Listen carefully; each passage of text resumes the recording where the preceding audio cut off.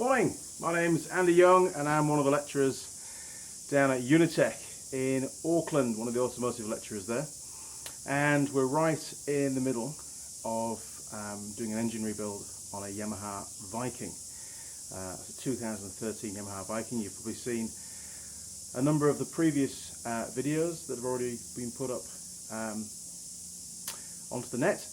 Now today is the top end rebuild. All the parts are in. I've cleaned up all the gasket surfaces ready, and the first job before we can start to rebuild is to give the cylinder a hone. Now we're going to be fitting a new piston and rings. Remember, this engine's been overheated on many occasions. Not massively, I wouldn't say, but it has caused sufficient distortion to the head to require the head to be skimmed. So as a matter of course, we've put new piston rings in there because overheated piston rings tend to lose their tension against the cylinder wall, which can cause a drop in compression and of course the engine to start to burn some oil too. We're going to put a new piston in there at the same time. I know it's only done 9,000 kilometers, but again, this needs to be right. This vehicle operates essentially in the middle of nowhere. It's extremely hard to get the vehicle to any reasonable workshop. So I'm going to show you first of all how to do a cylinder hone, and that's what this video is all about. Just honing technique, what's required, why we do it, and then we'll move on to doing the engine rebuild on the next video. Essentially, the reason why we hone a cylinder wall, it just basically etches the surface. When you take out a piston and rings from an engine that's been used, you'll find that the cylinder wall is actually normally quite polished, quite shiny, quite smooth. And when you install new piston rings, they need something to bed in. They need to be able to bite, and they need that etched surface. And if you don't hone the cylinder wall, then of course those new piston rings are not going to bed in, and you're probably going to end up being a little bit down on performance, but more worryingly is the engine is going to burn oil, unfortunately, which means you're going to get some blue smoke out the exhaust pipe. So I've got set up in the vise the barrel off the engine. This is only a single cylinder engine, so it's only one bore to hone, and I'm going to show you what tools we need to use, what the bore looks like now before we hone it, and what it should look like, hopefully, once we've completed the hone. It doesn't take long, and you don't want to take off any excessive material, because just remember, every second that you're honing that barrel, you're actually making the bore slightly larger. Now, if you've done your measurements, as in one of the previous videos, and you find that the bore is right on the limit of being worn, requiring a rebore, if you then do a hone, then you're going to be beyond that by a fraction. So take that into consideration. You may decide instead, rather than do a hone, is actually send it away, get a rebore done, and get the next size up piston and rings. This bore is near as damn it original size. There's no measurable wear on there. There's no scoring. There's nothing actually. It's in really good nick. So on this occasion, doing a cylinder hone is ideal. It's exactly what we need to do. So without further ado, we will move across. We'll set the camera up, and I'll show you what the bore looks like as it is at the moment, and then I'll talk you through the tools that we're going to need to use. Okay, so it's going to be hard to get the camera to focus because they don't like shiny things, but well, you can see all those reflections from the workshop running down that barrel. Just coming in from the back, this is the extent here. You can see the change in the shininess, the reflective quality. Sounds more professional, doesn't it? The reflective quality of that bore. There's a distinct line that runs around here, and that's the point where the oil ring, the oil scraper ring, is the lowest in the bore, when the piston's at BDC, bottom dead center, and then it travels up through the bore to, see this second line at the top here? This is the point the highest point in the bore of the top piston ring, and that's at TDC, top dead center. And it's that area there that is really polished, and we need to give that a hone, an etching effect. It's like a crosshatch, and you'll see what I mean when it's finished, and that's going to allow the new piston rings to bed in. Okay. Right, so as regards tools, you need, first of all, a honing tool, and this is basically what they look like, and you should, there you go, look at that, very professional. Okay, you've got on here, you've got 3 legs, normally very small ones for wheel cylinders and stuff have usually 2 little legs. You've got a stone, basically like a bit like a sharpening stone, you know, it's an abrasive stone on there, and we need to put some light oil on those stones and in the barrel before we start, and I'll cover that shortly. You also need a drill which has a very slow speed, and this will become apparent later on. Essentially, the movement of the stones up and down the cylinder in relationship to the speed of the drill will give us the hatching that we require, and we need that hatching to be about 45 degrees. If this is spinning around at 3,000 RPM, you're never going to be able to move it up and down fast enough, and you're just going to get basically circular honing, which is not what we want. It needs to be crosshatch for it to work properly. So a slow speed drill, so that's not air drills, it's not your normal domestic power drill. You need something that you can really control the speed of. This particular honing tool was made by a company called Chrome. I have one in the UK, I think it was, I don't know, anyway. Just make sure you buy a reasonably good one, and one that you can actually buy new stones for as well, and you can get different grit. Just like sandpaper, you can get different grit strengths for the stones themselves, depending on the job that you're doing. This has got 220 grit, which is the middle of the road, which is fine for this job. It does have a pre-tensioner on there, so you can actually tension up the spring, and that will push down the collar, and it'll reduce the amount of force that the tool has against the cylinder wall. That's the plan anyway. But yeah, it doesn't take long. You'll need some light oil or some paraffin. I've got some light oil. I've just moved workshops. You can tell this is not the workshop that I had a week ago. Much smaller. We've got 2 actually. There's another one up there, double garage. That's full of all the bikes and stuff. But this is a dedicated workshop. That's what I like to think about. The other one had other stuff in there as well. This is just for, you know, welding and fixing things. Yeah, it's all good. Hey, if you're a good mechanic, you can work anywhere. I remember one time fitting a clutch to one of the little Suzuki Jeeps lying in the snow. That was cold. So this is great in comparison. Now, we'll move across and we'll get set up and we'll start honing. You're going to need some light oil. So I'm just going to use a bit of this. Oh, shit, nearly. Right, we need to smear inside the bore, getting it everywhere, with the oil. It's really important.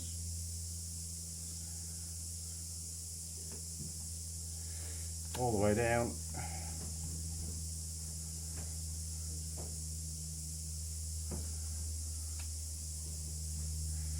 There we go.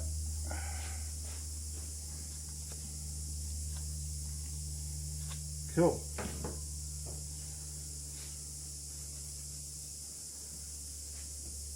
I suppose we should put a bit on the actual stones themselves as well, just to be on the safe side. We don't want to scratch the hell out of the bore. We're trying to go for a controlled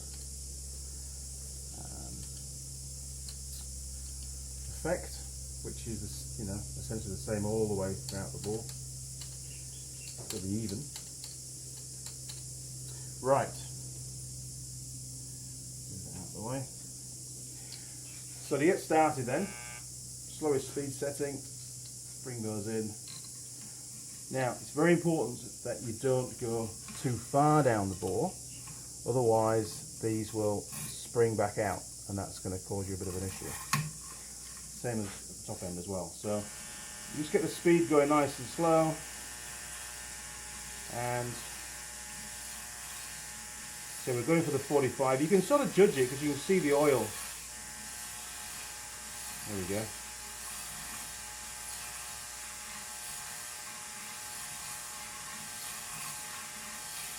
It's something that you can't rush. There is an art to it. Practice is the best way.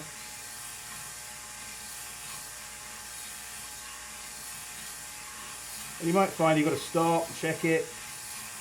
It needs some more, do some more. Usually a couple of minutes is normally enough.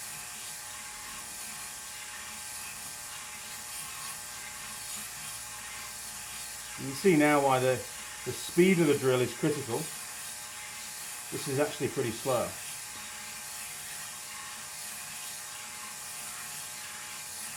I'm going to stop now and I'm going to move the camera so you can see what it's looking like from this side as well.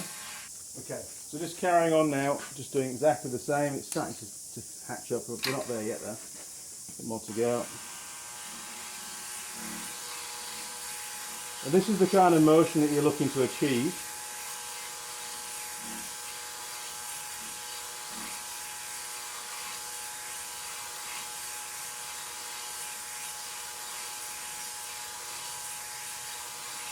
Down at Unitech, I think they even use one of the old school hand drills when they're honing wheel cylinders and things. I find that a bit awkward because there's too much to focus on. All you should be focused on really is actually watching the pattern of the oil, making sure that you're getting that 45-degree cross hatching, which is what it's all about. Now, some cylinders you can't rehone. The ones that are coated, aluminium boards that are coated, mainly on two-strokes and stuff, the modern two-strokes. I think Yamaha TZR 250 barrels you can't hone.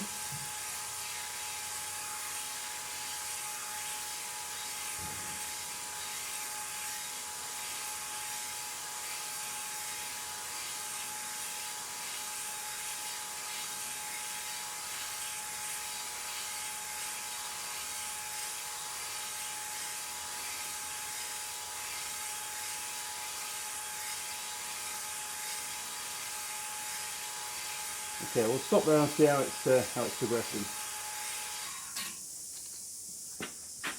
Okay, so let's grab a rag, and you just need to clean off some of that oil.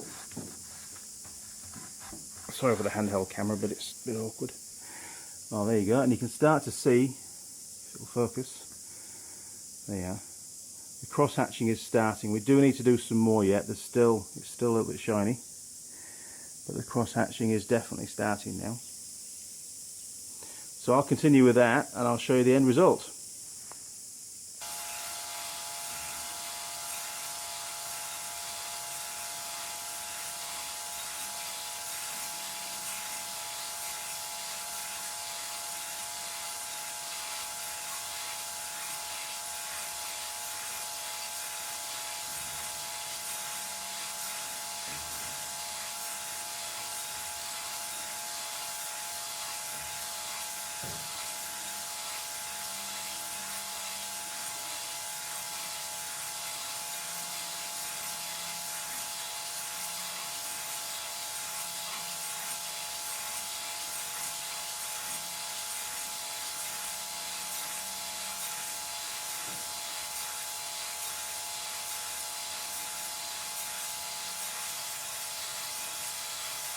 It's important to keep the drill and the tool parallel to the bore as well. You don't want to be starting to jam up, digging into the bore.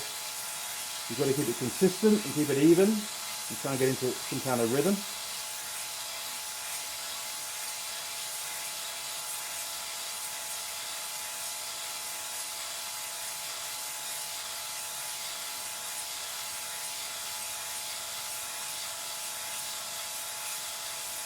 Give it another couple of minutes, then we'll check it again.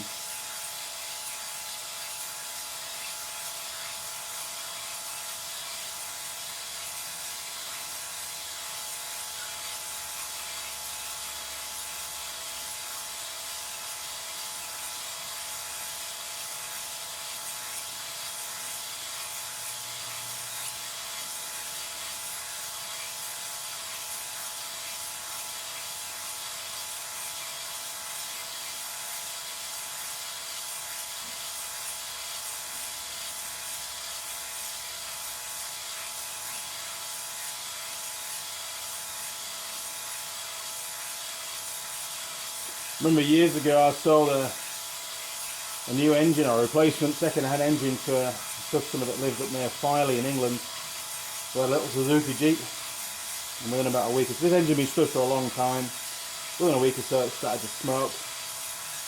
So they brought it back, wasn't very happy, as you can imagine, neither would I be, and we left it with us. We whipped the head off, put the sump off, took the pistons, the con rods out from underneath, took the caps off, pulled them through, honed the block, all 4 cylinders in situ, cleaned it all up, chucked some new rings in it, used the old pistons, new head gasket, built it back up again. It was all done in about probably 2/3 of the day. Had it delivered back to the customer that night. So it was a turnaround of 1 day, which was, we knew the job was coming in, so we'd ordered the parts in advance.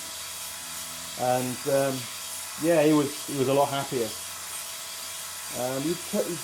This kind of stuff is nowhere near as common practice as it used to be. Most car engines, unless something really goes wrong, will last the life of the car now without requiring to be rebored and new pistons and rings, that kind of thing. Still happens, you know, on motorcycles a bit more frequently, especially when something goes wrong like this.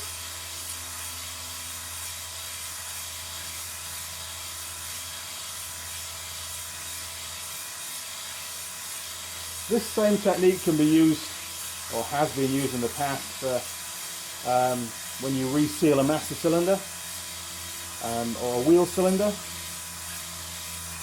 Usually in those cases it's not so that the seals bed in so much, it's more to clean the bore up. You know, you get a bit of corrosion and pitching and so on those kind of bores, and you're trying to create a hydraulic seal, get the lip seal to seal against the bore. You're honing a cylinder on an engine for a very different reason, and that's to get the piston rings to actually bed in and mate with the cylinder wall. Okay, let's take a look at that. We've got a bit more material now going on. See if I can bring the camera around a bit more for you.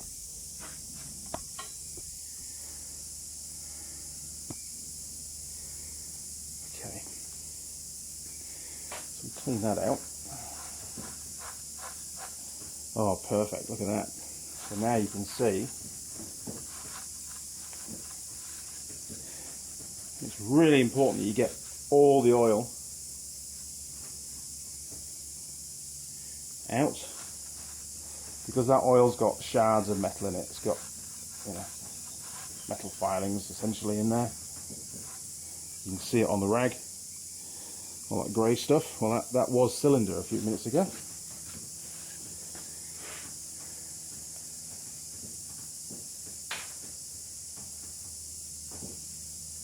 Great. So you should have, you can see it on, yeah, you can see it on the camera. You should have you should be able to see the cross hatching, the lines, and they should intersect or run down the bore at about 45 degrees to the length of the bore. So they should intersect at about 90 degrees. Although that depends really on how quickly you're moving the drill up and down and the speed it's rotating, but you get used to it after a while, and you'll be able to hone your skills, pardon the pun.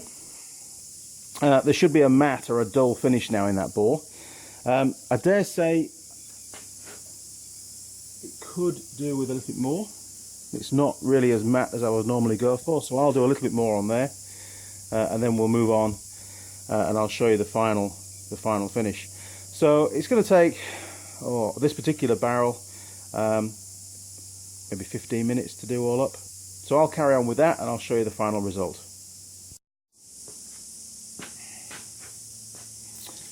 Okay, all finished. It's going to be a quick clean out with some carb throttle body cleaner, just to make sure it's all degreased. You don't want any of those iron filings in there at all. Very important.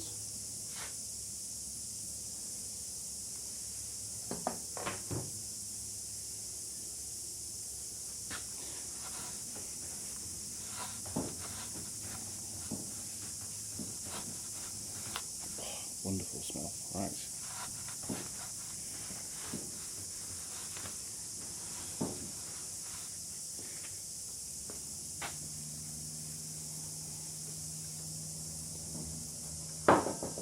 Perfect, so you can see very clearly now the bore's lost that sheen. We've now got a very matte finish, and you should be able to see the cross hatchings. I might even be able to point them out to you actually. There we go. So your cross hatchings essentially are coming down the bore like that and across like that. Don't worry, I'll get rid of that before I build it up. Excellent. So that's how to hone a bore. Let's do a bit to camera. Right, so there you go. I've shown you now how to hone a cylinder using the infamous and painful looking honing tool. It's not a difficult process. It's something you can't rush. That did take me about 15 minutes. It does depend a little bit on how hard the material is that they've used for the liner for the cylinder. Like I say, treat those stones with respect. They are easily broken, and you must use some lubricants, paraffin, diesel maybe? I don't know, maybe some diesel, similar stuff. I just use engine oil normally, some light engine oil. And then once you're finished, and keep checking. You don't want to overdo it. That's crazy. You don't want to make the bore any bigger than it needs to be. Keep checking it, and when you have finished, then make sure that you clean it really, really well. I wiped it out with a rag and got most of it out there, and then I used that carb throttle body cleaner, and it was quite surprising how much more came out with the fluid. It has to be spotless. Remember, this is an engine. It doesn't want to be full of iron filings. That's going to cause further problems down the line. Right, so it's now time for me to do another video, which is going to be rebuilding the top ends. It's going to be piston on, new pin, new rings, set the rings, barrel will be going on. Then we're going to rebuild the head, because that's empty because it went to the machining shop. And then we're going to put the head on, then we're going to time it up. And then hopefully this afternoon, maybe this evening, maybe tomorrow morning, we can put the engine in the Viking, get it all plumbed up, and that's going to take a long time to do that video because I want to do a real step-by-step on that one and show you pretty much every connector and every pipe. But hey, this has been a quick video on how to hone a cylinder. I do this with my students at Unitech on a regular basis. It's part of their course, and this video for them will be invaluable. It means that they can watch this the day before we actually do it in class, and they should have some idea, hopefully, of what to do. Okay, so my name is Andy Young. I'm an automotive lecturer down at Unitech in Auckland, New Zealand, and I do these videos not just for my students but also to help you too. Thank you very much for watching. Cheers. Over and out.